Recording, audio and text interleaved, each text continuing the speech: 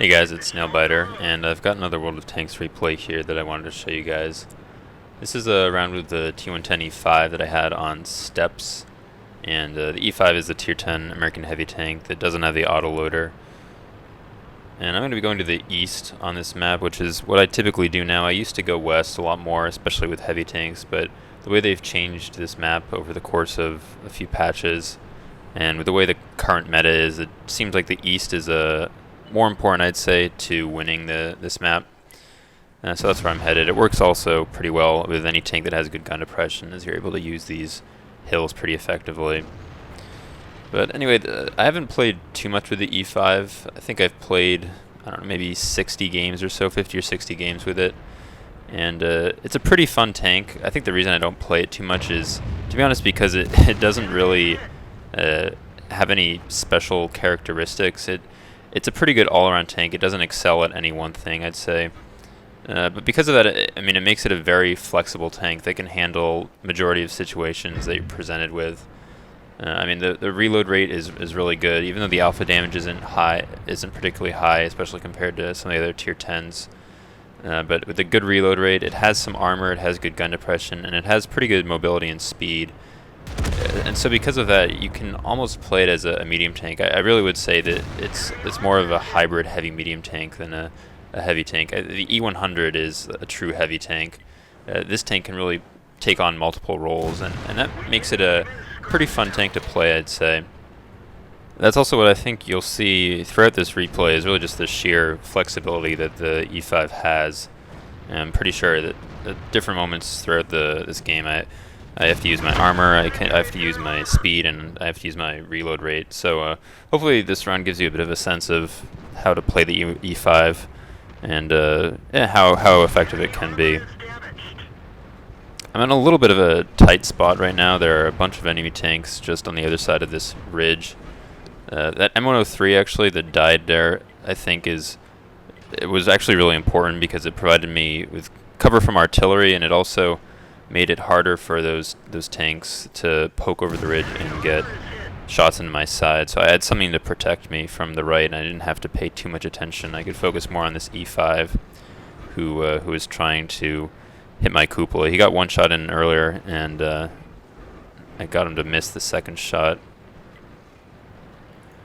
The good thing about the E5's firing rate is that it's really able to fight itself out of situations a lot better than a tank such as the E100, where it has a really slow reload, even though its alpha damage is higher. So that's why I wasn't too concerned yet that even though there were quite a few tanks that were in a threatening position to me. E5 makes a pretty big mistake. I'm not sure what he was thinking, trying to go over the ridge like that, and he got hit by a bunch of guys behind me, and I'm able to get the kill shot there.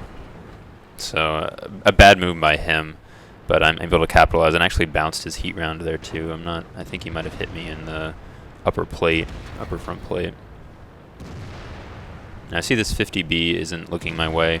I know he's the only one left there, and so I figure he's an important target to take out as quickly as possible because of that burst damage. I did kind of expose myself, or my side, to that IS-3, and unfortunately I didn't have any backup that was preventing him from running the corner, but I figured that it was more worthwhile to take out the 50B and if I had to take a shot, then so be it. I do think that's one thing you have to do with heavy tanks, is you have to use your hit points selectively.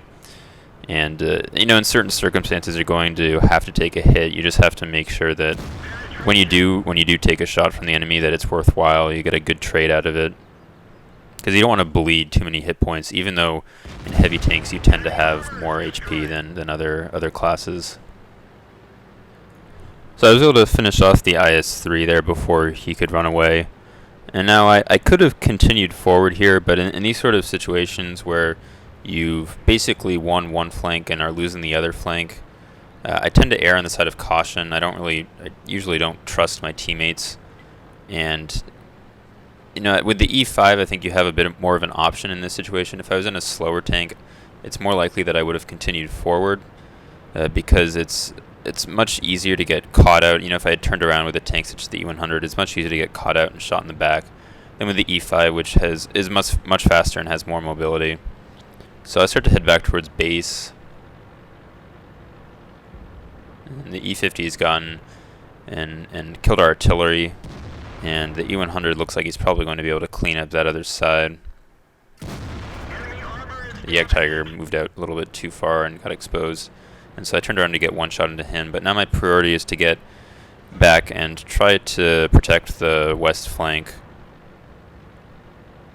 I know the E100 and Batchat are platooned together as well, so I figure it's likely that if the E100 keeps moving up, which it looks like he's doing, then the Batchat's going to be somewhere near him. I also figure that the Jagdtiger and Leopard PTA are probably going to be a little bit put off because we were able to, the E4 and I were able to get shots into that Jagdtiger, so they're probably going to be a bit hesitant to move up. They're going to be a little more careful and probably wait. So now I've managed to relocate pretty quickly, and I've gotten into a position where I'm going to try to spot the E100 and see if I can catch him by surprise and put one shot into him. I know he's on fairly low hit points too, so I'm not worried about, if I have to take a shot, then I can do that and take him out, which would probably be a worthwhile trade if I have to do that. I actually didn't get spotted there. I'm not really sure how. Maybe somebody else spotted him. I thought he was going to keep going around the corner, but he probably saw he had been spotted and stopped there. So now I'm going to approach him. And I'm just trying to get him to shoot. I'm trying to lure him into shooting me, because I'm pretty sure I'm at an angle where he can't pen me. I actually got a pretty lucky shot into his track there. I didn't expect that to pen. And he bounced, so that worked out pretty well. I decided to make it look like I was going to go around him and then back off. So I got the kill shot into his track, and then the Batchat, who was in his platoon, was racing to try to help him, and ended up just kind of suiciding into me, as I think he was a bit too late there. So now this round is pretty much over, I'd say. The enemy team only has a couple tier 9s and artillery left, so I just have to be careful really not to get derped by artillery. Originally I was thinking I could just cross over in this direction and try to go around, wrap around to where the Leo and the Jagdtiger were last spotted. But the E4 says he got spotted, so I'm figuring that the Leopard or the Jagdtiger must have moved up on the eastern flank. In that last encounter, though, you really saw the advantage of having a good rate of fire. I mean, I knew that the E100, I think the E100 was actually using the 128, but even so, because of the fact that the E5 has such a good reload rate, I was a little bit more willing to take a bit of a risky shot there, because I knew that I could reload quickly. It wasn't as big a deal if I missed or bounced than if, as the E100 did. The fact that he bounced meant that, he had no chance really. I was able to take my time with my second shot to get the kill shot. I'm just trying to check any spots where I think the E4 might have gotten spotted from. I don't want to get caught up by surprise. And there's the Jagdtiger, so it must have been the Jagdtiger that spotted him. And I have plenty of hit points to deal with this guy. I only need to hit him twice.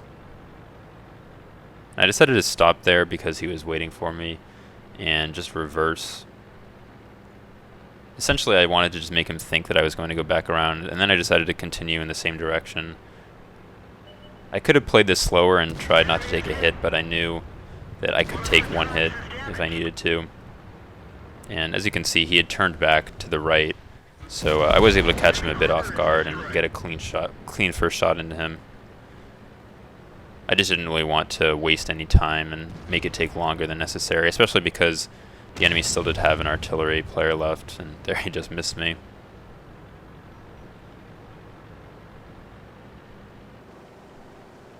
And the Leo is coming right towards me, and I'll gladly take this damage. Again, with the mobility of the E5, I'm able to kind of keep track of him and prevent him from escaping. Get a good track shot there. I kind of wanted to get the ram kill here, but didn't want to lose the kill to somebody else, so finish him off. And that's my 7th kill. I've got over 6,000 damage now, so a pretty good round. And now it's just a matter of finding artillery, and I'm pretty sure he's somewhere in that southeast corner.